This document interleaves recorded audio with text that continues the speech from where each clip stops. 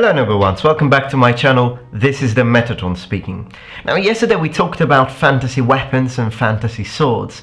Well, today we're going to talk about a very peculiar and bizarre weapon / implement of combat, the lantern shield. Now what's interesting about today's topic is that we're not dealing with fantasy here. We're dealing with a real historical weapon shield. I know. Just you wait.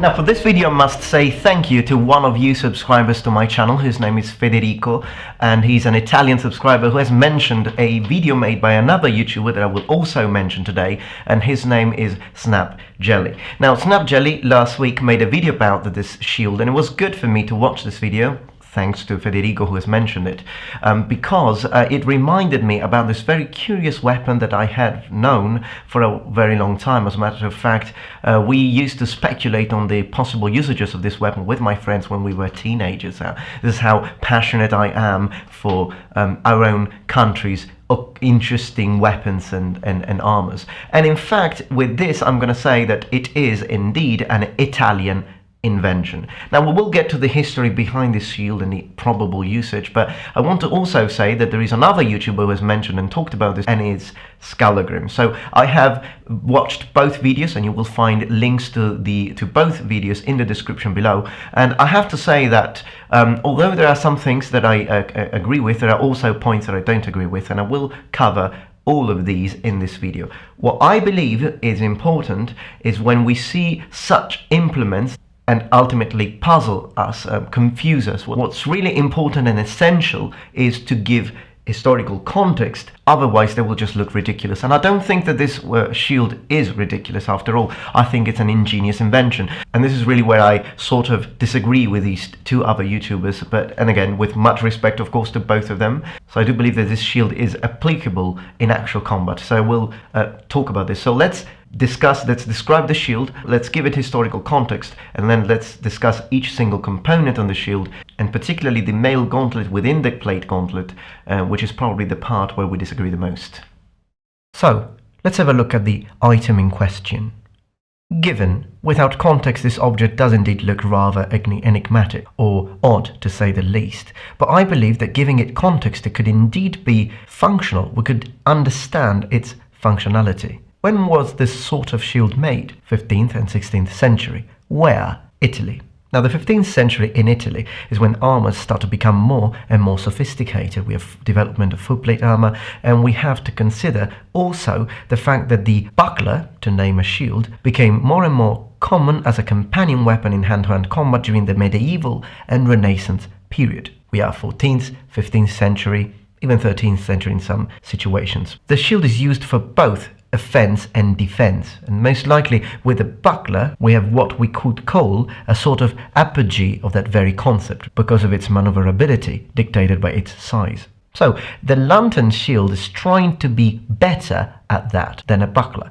It's trying to be a more effective and intimidating weapon, and it's a perfect example of the mechanical theatricality of Italian Renaissance armourers. It's a combination weapon, and these combination weapons are not stupid at all. They, on the other hand, show remarkable creativity and technical ingenuity for their time. So what is it? Well, the lantern shield is a combination weapon, as I said, but what is a combination weapon, and how common were they? Well, by the broadest of definitions, any weapon combined with elements unique to another weapon or other implement of combat could be called a combination weapon. The lantern shield is not the first, nor the last of such. For instance, this definition could be applied, would include most polearms, which are a combination of blades, hammers, spikes, spears. Even firearms, when they have bayonets, they become combination weapons.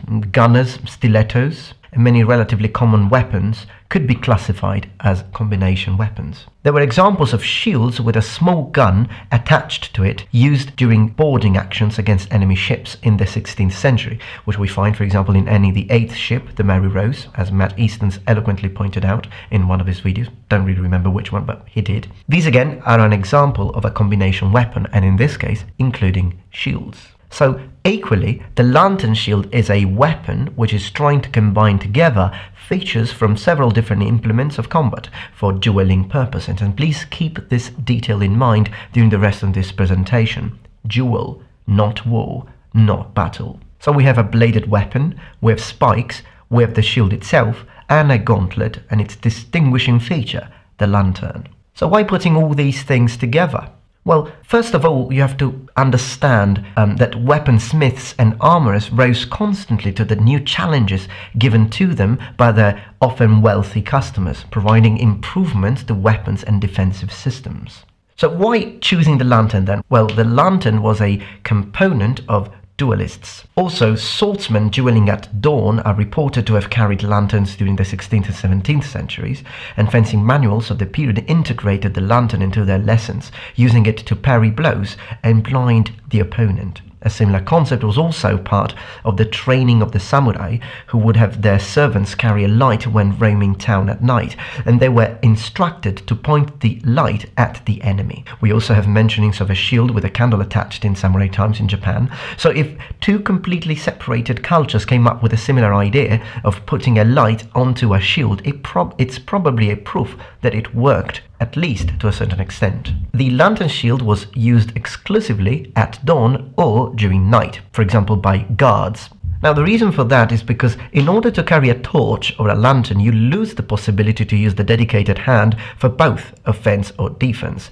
The smiths of the time decided to integrate this light into a shield as to keep the defensive capabilities of the dedicated arm. The gauntlet was clearly added to increase the offense capabilities of the item, not the defensive capability of the item. It's obvious that keeping the hand wrapped behind the shield would have been plenty of defense already. So the gauntlet here is providing protection to the hand, which is used to attack the opponent, hence the spikes. The fact the hand has to grip the extra handle, for stability purposes of course, does not render the mail glove useless at all. And this is where I really disagree with both Skallagrim and Jelly, always with much respect of course, I love their content. But the reason is that because they both mentioned that having a mail glove would be useful to grab the opponent blade safely, but the handle impedes that, rendering the mail useless. To that I reply, what is the main prime function of mail? To protect you from cuts. So is your hand exposed to enemy attacks in this case? Absolutely. Is the gauntlet protecting it?